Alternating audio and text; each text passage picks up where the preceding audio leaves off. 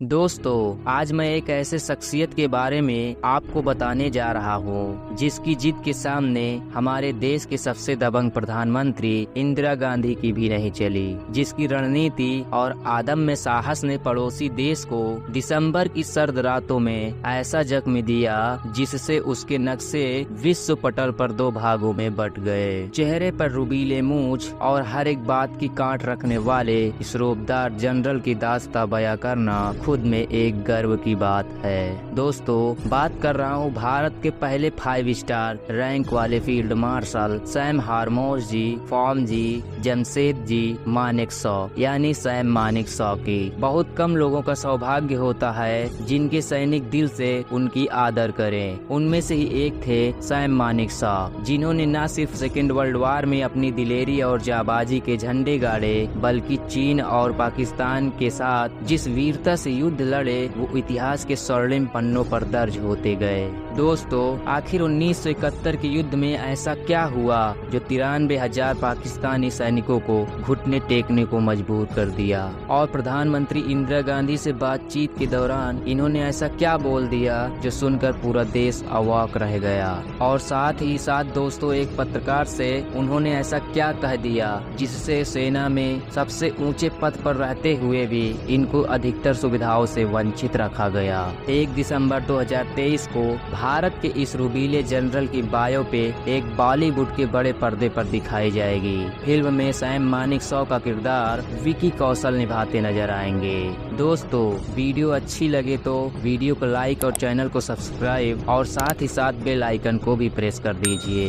दोस्तों, जरा 1971 के इन सच्ची तस्वीरों को देखिए। ये तस्वीरें सैम मानेकशॉ की सबसे बड़ी उपलब्धियों को दर्शाती है, जिनमें कैसे पाकिस्तान के 93,000 सैनिक अपनी अपनी बंदूकें नीचे रखकर सरेंडर कर रहे हैं। पाकिस्तान के 2 टुकड़े हो गए और दुनिया के नक्शे पर एक उभरता हुआ सामने आया एक नया देश, बांग्लादेश। इस जीत का जितना श्रेय भारत के दिलेर जवानों को जाता है, उतना ही श्रेय भारतीय सेना के इस सेनापति के रणनीति को भी। दोस्तों, केवल 13 दिन, आखिर होते कितने हैं 13 दिन? 13 दिन में तो बीज से अंकुर भी ठीक से नहीं फूटता, लेकिन इन्हीं मुट्ठी भर दिनों में फील्ड मार्शल सैम बहादुर ने पूर्वी पाकिस्तान को मटिया मेट कर दुनिया के नक्शे पर एक नए देश की नींव रख दी। दोस्तों, ये आपको जानकर आश्चर्य होगा कि अकड़ मिजाज वाले सैम का सेना में भर्ती होने की कोई दिलचस्पी नहीं थी, लेकिन होनी को आखिर टाल कौन सका है। 1914 में पारसी परिवार में जन्मे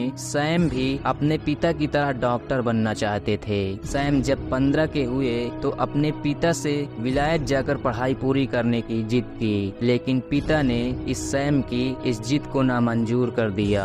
लिहाजा सैम ने भी बगावत का मन बना लिया और भारतीय सेना में भर्ती होने की परीक्षा दे डाली। 1932 में इन्होंने IMA ज्वाइन किया, जहां उन्होंने सबसे हंसमुख एवं हाजिर जवाबी वाला कैंडिडेट माना जाता था। ये उन दिनों की बात है जब भारत आजाद नहीं था और भारतीय सेना ब्रिटिश आर्मी के लिए जंग लड़ा करती थी। 1939 में द्वितीय विश्व युद्ध शुरू हो गया था। सैम ब्रिटिश इंडियन आर्मी में कैप्टन बन चुके थे और वर्मा में अपने जवानों को जापानियों के खिलाफ जंग में लीड कर रहे थे।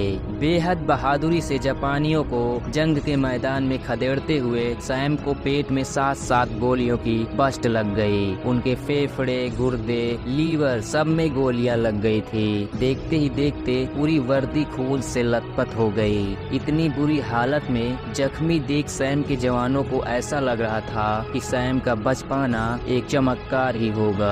उनके इस वीरता से प्रभावित होकर ब्रिटिश आर्मी का divisional commander major general David कमॉन फील्ड में ही अपना मिलिट्री क्रॉस उतार कर सैम को सम्मानित कर दिया, जो कि उन दिनों ऐसा कभी नहीं होता था। दोस्तों, किसी ने सच ही कहा है, सबसे सम्मान वाली जिंदगी मौत के मुंह से ही निकलती है। इससे पहले कि उन्हें कुछ हो, सैम के खास दोस्त शेर सिंह ने उनकी मौत को स्वीकार करने से ही इनकार कर दिया और उसी भीषण गोलीबारी के बीच वो उन्हें वहां से निकालकर डॉक्टर के पास पास ले गए। उनकी हालत दोस्तों ऐसी थी कि कोई डॉक्टर इलाज करने के लिए तैयार नहीं हो रहा था। जब सर्जन ने ऑपरेशन करने से पहले उनसे पूछा, तुम्हें क्या हुआ है बहादुर लड़के, तो हंसते हुए सैम बहादुर ने बोला, मुझे एक खच्चर ने दुरत्ती मारी है। उनकी दिलेरी और हाजिर जवाबी से प्रभावित होकर सर्जन ने बोला, तुम्हारे जैसा हंसमुख अंदाज वाले व्यक्ति को तो बचाना ही चाहिए। दोस्तों, सैम बहादुर के इस योगदान के लिए कमेंट में जय हिंद जरूर लिखें। 15 अगस्त 1947 भारत आजाद हुआ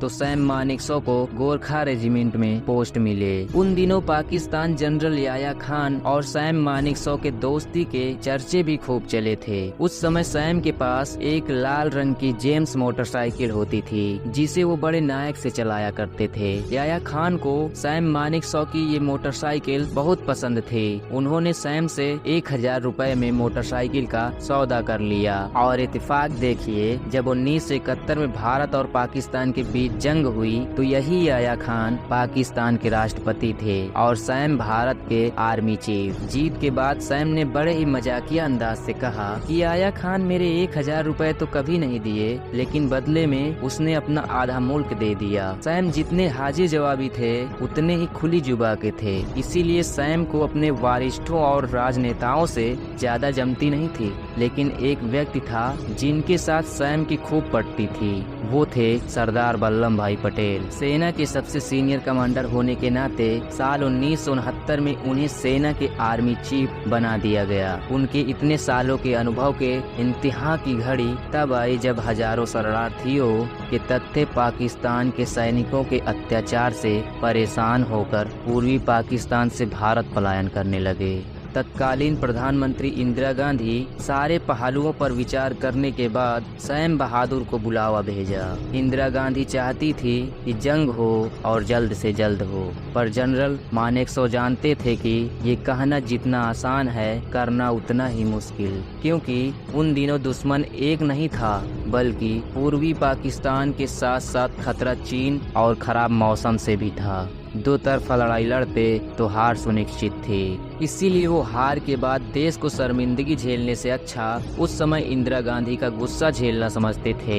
वो सैम मानेकशॉ जैसा जिगर वाला जनरल ही हो सकता था जिसने इंदिरा गांधी जैसे प्रधानमंत्री के आदेश की नाफरमानी कर दी। इंदिरा गांधी से अप्रैल में हुई चर्चा पर सैम ने सभी रणनीति पर काम करना शुरू कर दिया। युद्ध से पहले जब इंदिरा गांधी ने उनसे भारतीय सेना की तैयारी के बारे में पूछा तो उन्होंने जवाब देते हुए बोला, I am always ready sweetie. प्रधानमंत्री को स्वीटी कहकर संबोधित करना उनके दबंग और हंसमुख अंदाज को दर्शाता है। रात के 11 बजे तक दिल्ली में मीटिंग हुई और सुबह प्रधानमंत्री इंदिरा गांधी ने ऑल इंडिया रेडियो स्टेशन से युद्ध की घोषणा कर दी। सैम का धैर्य लगातार काम करता रहा। एक एक मोर्चे पर भारतीय सैनिक अपनी पकड़ मजबूत करते जा रहे थे, लेकिन सैम तभी अपनी रणनीति में बड़ा बदलाव किया, क्योंकि सैम जानते थे कि अगर मुकाबले के लिए सेना को छोड़ दिया जाए तो ये युद्ध महीनों तक हो सकता है और इसमें हजारों जाने जाने की संभावना है। इसीलिए अगर भारत को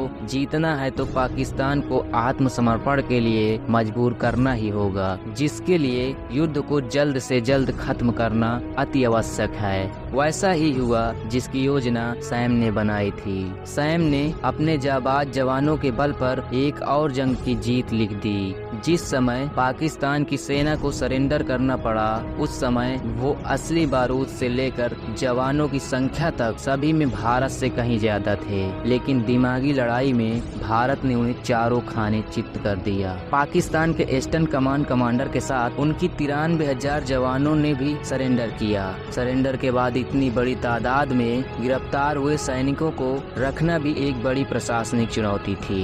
इसी 71 की लड़ाई के दौरान प्रधानमंत्री इंदिरा गांधी के दिमाग में ये बात चलने लगी कि शायद मानेकशॉ आर्मी की मदद से तख्ता पलट करने की कोशिश करने वाले हैं। यह बात जब मानेकशॉ को पता चला तो उन्होंने सीधे इंदिरा गांधी से बात की और हंसकर बोला, मैडम क्या आपको नहीं लगता मैं आपके उत्तराधिकारी के लायक हूँ? आपकी नाक भी लंबी है, मेरी भी नाक लंबी है, लेकिन मैडम मैं दूसरों के मामले में अपनी नाक नहीं घुसाता। 71 की जंग में जीत के बाद तो सैम बहादुर जीत के हीरो थे। इस जीत के बाद मानेकशॉ को देश के दूसरे सबसे बड़े नागरिक सम्मान पद्म विभूषण से सम्मानित किया गया। साल 1973 में सैम मानेकशॉ को सेना के सबसे ऊंचे ओहदे फील्ड मार्शल की उपाधि से नवाजा गया। 2 हफ्ते बाद उन्होंने सक्रिय सेवा से रिटायरमेंट ले लिया, लेकिन फील्ड मार्शल कभी अपने पद से रिटायर नहीं हो सकता, लिहाजा वो आजीवन अपने पद पर बने रहे। सैम मानेकशॉ एक ऐसे शख्सियत के बादशाह थे जो कभी किसी के सामने झुका नहीं। दोस्तों, जब एक बार पत्रकार ने उनसे पूछा कि अगर बंटवारे के वक्त आप पाकिस्तान चले गए होते तो क्या होता, इस पर सैम ने हंसते हुए बोल दिया कि फिर तो 71 की लड़ाई पाकिस्तान जीत जाता। इस बयान ने राजनीतिक गलिहारों में सबको नाराज कर दिया, जिससे उनका पद तो नहीं छीना गया बल्कि उनकी बाकी सारी सुविधाओं से महरूम कर दिया गया। बाद में जब APJ अब्दुल कलाम राष्ट्रपति बने तब उन्होंने पुरानी गलती को सही किया और देश के सबसे रुबीले जनरल को उनका हक और सम्मान वापस दिलाया। दोस्तों, 27 जून 2008 का वह काला दिन था जब देश के इस हीरो ने दुनिया को अलविदा कह दिया। दोस्तों, सैम मानेकशॉ के जीवन के ऊपर बनने वाली यह फिल्म एक बार फिर से हम सब के दिलों में इस जनरल की यादगार ताजा कर देगी। दोस्तों, अगर आपको ये वीडियो अच्छी लगी तो इस वीडियो को लाइक और चैनल को सब्सक्राइब करके बेल के बटन को जरूर दबाएं। धन्यवाद।